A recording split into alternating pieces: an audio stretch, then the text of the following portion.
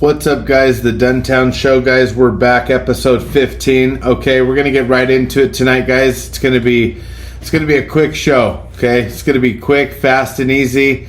We're gonna work our way right through it. Shop talk right now, guys. We're in full speed right now with DMC Off-Road. I mean, I'm not kidding you. I don't know if you've been seeing any of that on my Instagram, but we're cranking it out.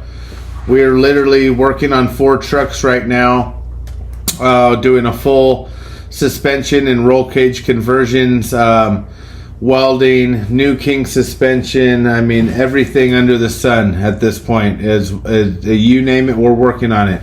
Putting in custom bump stops. We're welding in new suspension hangers and gussets, fabbing up all kinds of cool stuff in the shop there for that. We have probably I don't know, dude. There's starting to get a little bit of a list of trucks and stuff that want to come in, from anything from just axle repair all the way up to like full suspension mods. I got another guy wanting to do an LS swap right now on a square body. He's wanting to work out the prices, the details, the hourly, all that type of stuff, and that could be huge for us. I'm working pretty much full time now with DMC Off-Road, and we're gonna partner in each other's builds and help each other out. He's a master mechanic, guys. He's got 40 plus years of experience in working on all types of vehicles, from Volkswagen to Mercedes to all American muscle, everything, all types of cars, all types of trucks, and he specializes in off-road vehicles. I mean, he's really, really good. So he kind of has me down there helping him as far as a welder. He likes to be on the design. He has it in his head what he wants it to look like. So he'll get down and dirty and get crazy with me all the way up to a point where we can tack it in, and then I can sit there and weld it up while he starts, going after the next project, and we just kind of work in sync. We've been cleaning up the shop down there, dude. It's a fucking badass. It's a really cool property, you know what I'm saying? It's got some acreage to it, and it's got a lot of really interesting stuff, over 40, 50 years of collection, and from the blasting company that they are, and that's pretty much their main bread and butter, was a blasting company. So my buddy from DMC Off-Road has known this guy pretty much his whole life. And now that the guy is older and kind of just does service call and in-house repair, and he'll rebuild like motors and bearing housings, and I mean, dude, I could go on forever, and I've only been there now 2-3 weeks. So I mean, it's like every time I'm down there, dude, it's something out of a movie, dude. I'm not joking you. It's fucking bizarre. It's pretty badass. I mean, golf carts, chassis, Jeep chassis, big giant forklifts, machinery, containers full of stuff. Like, guys, just fucking badass shit. If you're into that, I feel like I'm on an American Pickers episode when I'm down there. I told the guy dude, I'm not even gonna watch American Pickers anymore, bro. This fucking this place is amazing. Every single time I go down there and I go out into the property and start looking like out behind the shop, dude, I find so much shit that I'm like,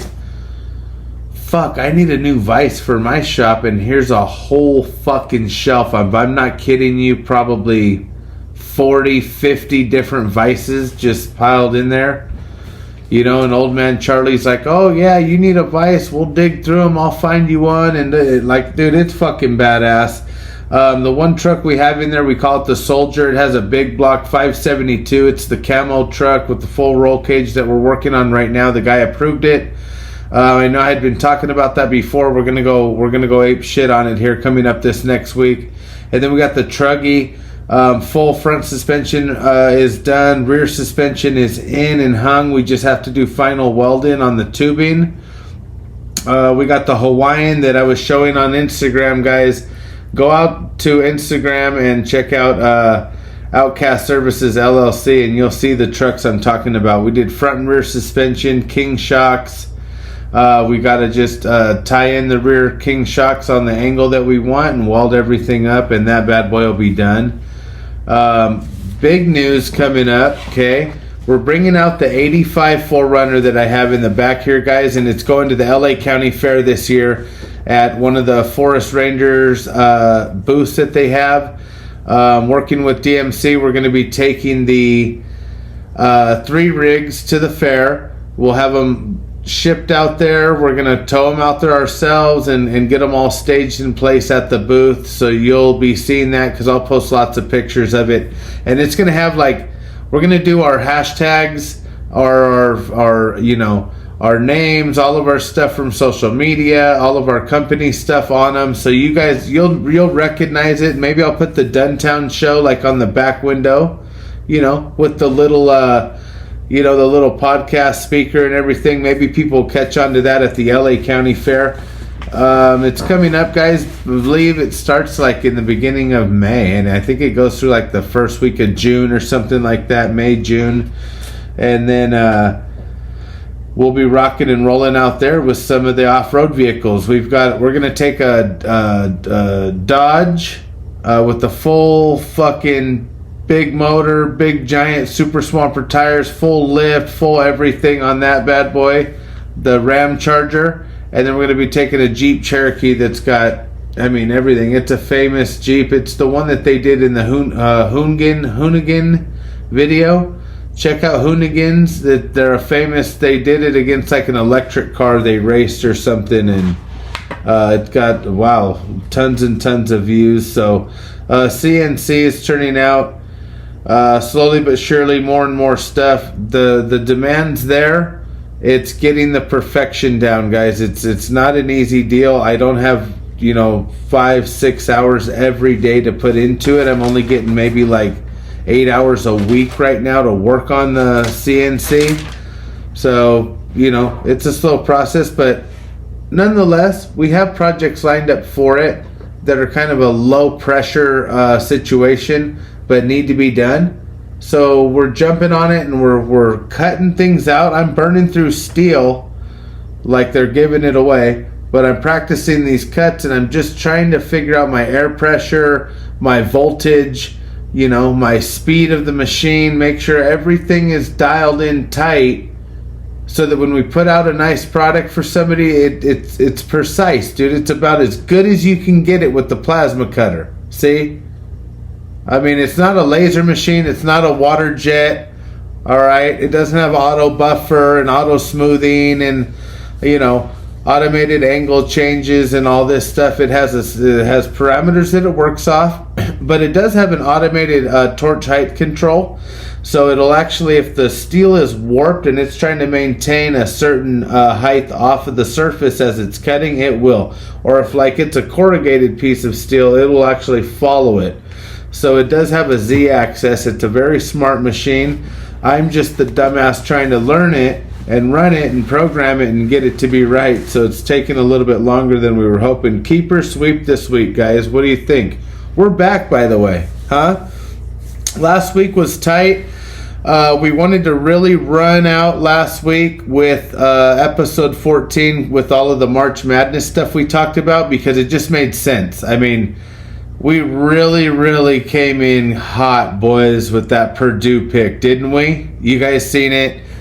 All of the fans of the show, we're all cheering for Purdue. I appreciate it, man. I seen the thousands and thousands of comments and likes and subscriptions over the Purdue game, but unfortunately we did lose. UConn just was too much, too hard, too fast, too strong, and they were relentless, man. They just didn't stop. You know what I'm saying? They came in, they balled out. But man, that was so fun to have that on the show and to make it all the way to the national championship. If we would have won, dude, I was all locked in to do a full-blown show that night. And then, you know, I kind of got the wind blown out of my sails. But I'm back, baby. Okay, we're back. We're not letting nothing slow us down, all right? We're out of college. We're in the pros now. We're moving on. Thanks, Drew Brees, for being there. All right, we got a lot of followers. Dude. Keep or sweep segment, guys. We're going to go ahead and sweep drought-tolerant yards. We're done with them. If you installed one in your yard probably like 5-6 years ago, right before COVID, or maybe during COVID, see? Maybe had a little bit of that EDD money and you were just hanging out and... Yeah, you know what? Fuck it. Let's do a drought-tolerant yard because we don't know where this shit's gonna go and whatever. And you spent $15,000 or $20,000 getting your front and rear backyards done with materials and with maybe some action that shouldn't have costed you that much, or it wouldn't have now grown a bunch of weeds. It's overgrown. You know what's crazy? As I seen one the other day. That, dude, I am not kidding you. Last fucking summer, these people took and gutted out their front yard probably 6 inches below driveway grade, dude. Down. Put in the DG, spread all the rock that's the appropriate drainage, added the filter paper, built up the material and then the soil from there. Everything leads into nutrition and drainage and water conservation, and then put in their little pathways and the big boulders and the fucking the stuff that just looks like a glorified weed. It looks like a glorified weed. Okay? And everything's great, but the material liners that they used, all right, they allowed the water to filtrate through, but they didn't allow any type of blockage, any type of how could you say, like retention. And it just allowed stuff to sprout throughout the DG and everything within the first year. Another one, same block, I think the same contractor did it, finished it maybe 6 months, 8 months. It looked beautiful, okay, for being a drought-tolerant yard. It looked really nice. A family moved in, had a company come in and rip all the drought-tolerant shit out and put in a lawn. So there you go, guys. We're selling drought-tolerant yards. I don't know about you guys, but some of these people take it to the extreme, dude. And they've got full-blown fucking cactuses and shit in the front yard. And they're having kids right there, having like a birthday party, dude. They're hanging the piñata off of a fucking cactus, dude. Okay? All the kids have full PPE on, dude. Alright? They go to rush for a Hershey's Kiss. Next thing you know, little Tommy's got a fucking cactus neck. Alright? He's got shit sticking out of his neck. All the other kids are scared and shit. Half the candy's stuck in fucking Peggy's neck because now she's got shit sticking out of her ass. Yeah, kids in knee pads, dude. Alright? There's rocks everywhere. Can we have some grass? Alright, you know what's crazy is it's hard enough to get our fucking kids to go outside as it is, and now you're gonna put a fucking drought-tolerant fucking front yard in? Good for you, dude. We're sweeping it, bro. Alright? I'll bring my fucking backhoe up out there right now and rip that whole thing out, and you'll have no tolerant yard. Breaking news, guys. Alright, sharpen your chainsaw. If you are going to get out there and decide to cut all your fucking shit out and get rid of it, you know, the Duntown show said fuck it, put in sod, put in grass, we're back. Alright, hire a gardener. You know what I'm saying? Get out there, dude. It's Augusta season. Look at the grass. It's beautiful. I had a professional sharpened my chainsaw the other day. I've owned this chainsaw now for about 6 years. It's an Echo. It's an 18-inch. It's a pretty good saw. He sharpened that fucking blade, dude, and I'm not fucking kidding you guys, dude. I cut down a eucalyptus tree that was already there and dried out. I cut this thing down into little chunks, little pieces, little niblets without ever having to stop or sharpen the fucking blade. The only reason I had to stop is because I needed some fucking water, dude. It was hot and I was running a hoodie, you know. All right, any of you guys out there that actually work with your hands, you know what I'm saying? That chainsaw starts to shoot shit. I mean, hoodie or not, dude, it's getting everywhere. Yeah, I still got splinters in my back. I got splinters everywhere. cut everything down. That chainsaw ran so damn good. I told him, dude, that's the best this chainsaw has ever ran since I've owned it. 6 years. And you know what's fucked up? He showed me what they do to these chainsaw blades and why when you sharpen it, or why when it dulls out and you know, maybe you try and put an edge or whatever, or why it dulls out so fast. They actually put like a skip on there. Whereas the blade dulls down, the front part skips the material over the blade so that the blade won't bite in, which makes you think the blade is dull. So now you know what you went and just did? You just went and bought yourself a new $18 or $20 blade after like cutting, what, one job maybe. See? Sharpen your chainsaw blade. Learn how to do it. Go on YouTube if you have to, guys. Comment, message below if you want me to post a YouTube video. I'll do it. I'll do a chainsaw sharpening video. Maybe we'll do it right here on the show. I don't know how that would sound in the speaker. Alright, we're going to keep moving on. Aaron, you were supposed to be on the show tonight. We couldn't figure out our audio, guys. We were having an audio issue. Alright, sometimes I miss Radio Shack. Remember back in the day, Radio Shack, they had every single fucking connector, fucking plug, you name it. A lot of cussing tonight. I don't know what it is, dude. I don't know what it is. I'm frustrated, guys. I don't know. I'm irritated about something. Alright. We were on Canadips and now look, we got a Zen. Okay. We're starting to fall off the deep end here, and I think I know a little bit of why it might be. Should we pop one right here on the show? Let's see. Hold on. Fucking almost bit myself, dude. Sports news. This could be what the issue is, guys. I don't even want to look over. If you're on YouTube, don't even look over here on the monitor. Okay, we're not even going to get to this yet. This is fun. This is fun sports. The shit I have to talk about right now, dude. This is like, I need to see you in my office. Oh, fuck. Here we go. All right, sports news, guys. Divisions standings in the East, 7 through 10. Okay. We're not going to go through 1 through 6. Most of them are basically locked in. Good for you. Good for them. In 7th, you got the Philadelphia 76ers. In 8th, you've got Miami Heat. 9th, you've got the Bulls, and 10, you have Atlanta Hawks. In the West, 7 is the Suns, Sacramento Kings at 8, Lakers at 9, and Golden State Warriors at 10. And this is before going into Friday. If the play-in schedule, I believe, were to start right now, guys, you'd have number 7 Suns versus the Kings, okay? And then you'd have the number 9 Lakers versus the Warriors. The winner of 9 and 10 would play the loser of 7 and 8.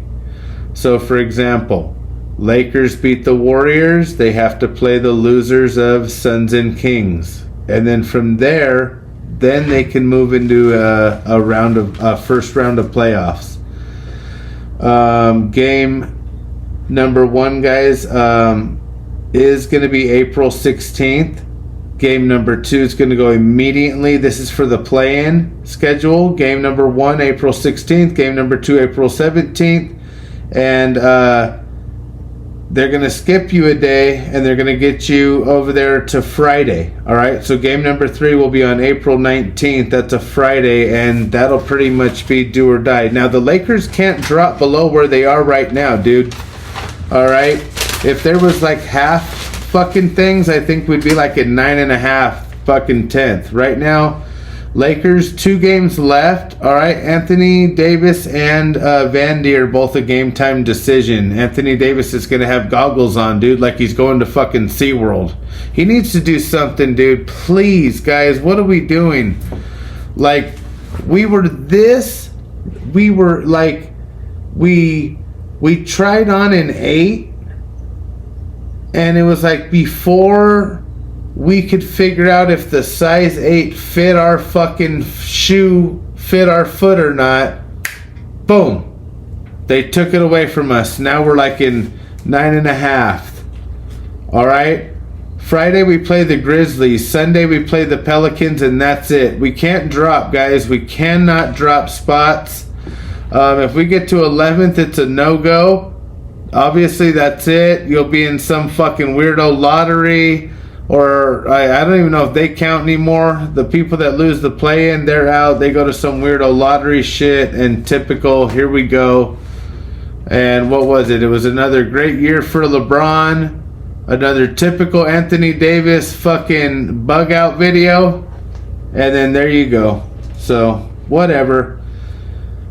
MLB news, guys, cheering it right back up. Now that we're all wound right back up, Angels are 6-6. They sit at 500. Their next game is Friday, April 12th at 4:10. They're going to play the Red Sox. So if you want to watch some of that, be home, be ready, have a beer, ice cold beer, ready to go. Angels, baby. Dodgers, okay, go blue. That's what I'm hearing. They're 10-5. So they sit at about a 667 right now. Their next game is also Friday, April 12th at 7:10 p.m. against the Padres. I wonder if Otani's going to put anything on that one. Live Golf, guys. Trump National winners. Team Legion takes it. There we go. Headed straight out to Miami, kicked some ass, kept rolling. Captain Rom finishes in, what did he get? 4th as a solo. And hosts the Masters dinner. Could you believe it? Go Team Legion, guys. Way to put a presence on coming right into the Masters. And we're going to look up here in a little bit, and we're going to find out exactly where is John Rom. Okay? Where is John Rom? But Team Legion kicked ass, dude. They went out there, they dominated. And then you got the PGA, the Masters, guys. Round 1 is live. It just finished today. We have the results up here on the screen. Trying to get you guys an episode out, dude. We've been MIA. We've been missing. Again, we wanted the March Madness to finish up. Are you guys even going to go out golfing this weekend? Are you going to do anything related with that? We don't know.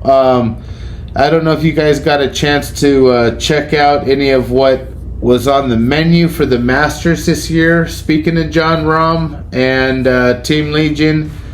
But I want to go over that real quick, guys. What was on the plate Masters menu for Mr. John Rahm? The starters, you could have had a choice seared pork, cheese with black truffle, Spanish omelet, spicy chorizo potatoes, Mama's famous lenti stew, creamy chicken, fritracos potatoes. Okay, first course, you could have did or you got for your first course was a basquet, crab salad, potatoes. Everything has potatoes with it. And then the main course, you had a choice between ribeye and peppers or white fish and asparagus. And then dessert was cream custard, pastry puff, and then obviously they served lots of wine. I'm hoping some of you guys put some money out on some of these players, guys. I couldn't fucking believe the odds that were out for some of these guys going into the Masters just to win it. All right, this is if you put $100 on these following players. This is what you would have won. Scotty Scheffler, you would have won $450. John Rahm, you win $1,200. Rory McIlroy, you win $1,100.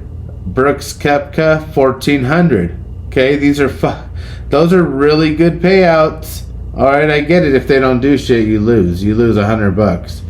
DeChambeau, dude, plus $3,300 going into today's round. All right, plus $3,300 going into today's round.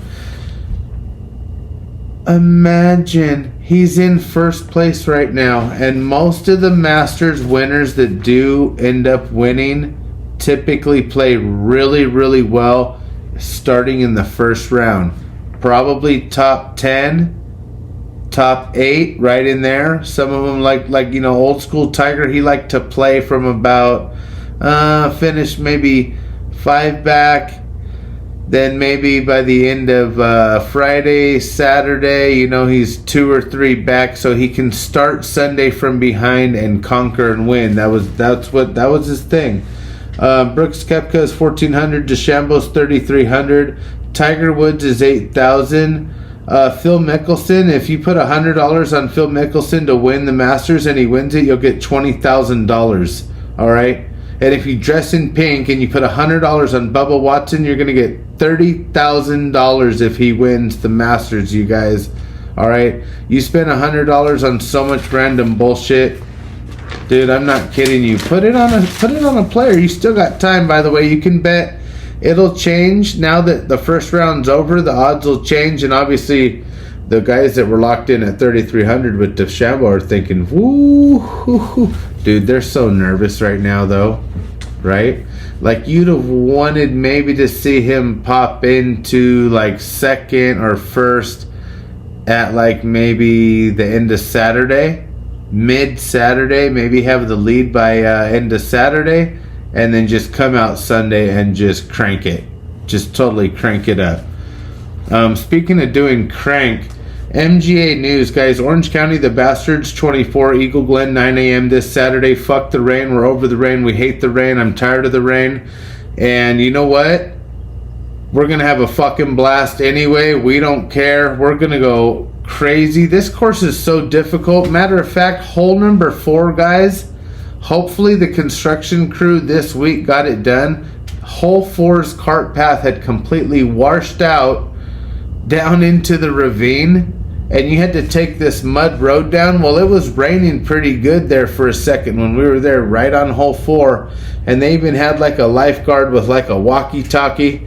I looked up at him I'm like, dude, so if I start to spin out and go off the side of this cliff, what are you going to throw your walkie-talkie at me and hope to knock me the fuck out so I die before I die? Okay, before my golf cart just turns into a fucking boulder and ends up at the bottom of the ravine with all of the concrete path that used to be here. But no, get your money, Eagle Glen. Stick me into high frequency waters, okay? And the course is beautiful, dude. They did punch the greens, but they were growing back, and you know what? It affected the putts a little bit, but not enough to where I'd say, oh, yeah, well, yeah, dude. If they wouldn't have punched it, like, no, you still didn't even come close on 2 par 3s, Tim, okay? You shot a 99. We're going to be there this Saturday, boys. I got my boy Terrence. Shout out, Terrence. Love you, bro. Okay, one of my buddies from the MGA, him and Big Ham and I were... we were pretty much the ones who held it down this year at Born Harry, I'll be honest. I think out of the 3 of us, we all qualified somewhere in there. So that's a plus. So Terrence, go low this weekend. Can't wait to see you, bro. Saturday. Big Ham, I hope you're having a blast in Scotland, mate. Aye, Croika. Huh? Is that Australia? So we'll see you guys out there. The MJ next event. I mean, if you have a pair, all right. If they hang low, if they wobble to the flow, all right. Or maybe you're a chick who likes to get after it a little bit. Go ahead and sign up as a friendly join along, ride along, if you will. It's kind of like being with the local police department. Just come out for a round, okay? Next event, the MGA. Rancho San Joaquin Golf Course. Never played there. It's May 18th at 8 a.m. And speaking of that, I need to pay for my the Bastards. Kenny, if you're listening, I'm going to go ahead and try and pay that tonight. Do you take EBT? If you do, yeah, we'll go ahead and pay that right away. NASCAR, guys, Sunday, April 14th. That's coming up at 3 p.m. Eastern. All right, Texas Motor Speedway. It's the Auto Trader 400. I hope you guys are starting to like to watch a little bit of that final, final four laps at least. We want to get that momentum. You got to just start slow, work your way up, try to get to a point where, okay, cool, I can watch this, dude. This is good shit. You know what I'm saying? And then maybe you go to 25 laps left.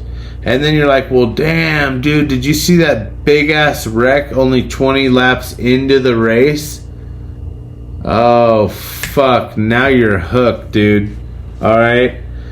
Yeah, so dig in, dig deep, guys. Let's go over a little bit of Masters. There was a lot of controversy, a lot of action, a lot of fucking fandom, weather delays, you name it, guys. We're going to go down the list here a little bit now.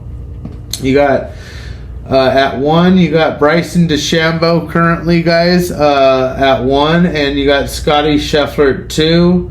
You got Chad Haggard at 3, Aaron Willett at 4, Max Homa at 5, Jamie Foxx at 6, Anthony Davis at 7, Tyrrell Hatton at 8, and Torrey Connors at 9, with Kuen at 10.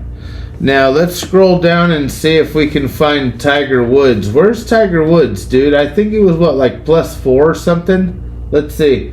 Let's go ahead and come on down. You got Tommy Fleetwood. You got Johnny Glover, Tony Finau, Patrick Cantlay, Gerald Fitzpatrick, Rory McIlroy, Hovland. I mean, all of these guys are right there. Look, whoa, dude.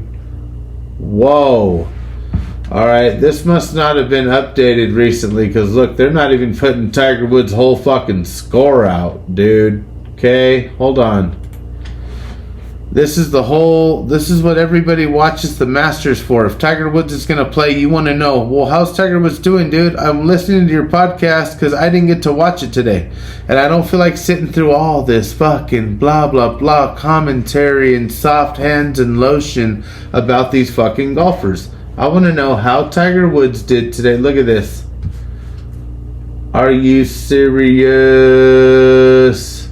How come it's not showing us Tiger Woods results, guys? Okay. Let's see. Close. No, it's not looking good. Maybe we can just go ahead and scroll here. What number was he in, guys? Do you remember? Let's go back to the leaderboard. Maybe. Oh, and that's it, guys. So that'll conclude the show. Make sure you fucking watch round 2 of the Masters tomorrow. This has been a fucking total disaster, guys. Bogeys for Breakfast show on YouTube and Spotify. If you really want some really good golf content, please go on and check them out. DNG Golf, alright, Doubles or Nothing Golf on Instagram and TikTok. And $7 Slim Jims can go to hell. Alright, the other day this gas station tried to get me. I went in, I wanted a jumbo. I wanted the Monster Slim Jim, dude. Not the Tabasco one, not the mild one, just the original big boy, dude. The shifter stick, alright? I wanted that thing to last me like a fucking, what are those when they give them to the St. Bernard and they just sit there and they chew on that piece of hide, you know, in case I hit some traffic or something. I needed to be ready, dude, okay? You can't just stick a whole fucking can of Zyn in your lip and keep going. The bitch wanted $6.69 for a fucking Slim Jim, dude. Okay? I almost came over the counter. And I said, excuse me, how much? And she goes, oh, no. I've been telling my boss for a very long time. Hey, okay? She had an accent. I'm not giving her an accent. She had an accent. I'm trying to bring some realism to the story, dude. I told her, I'm sorry, miss. I'm going to have to put the Slim Jim back.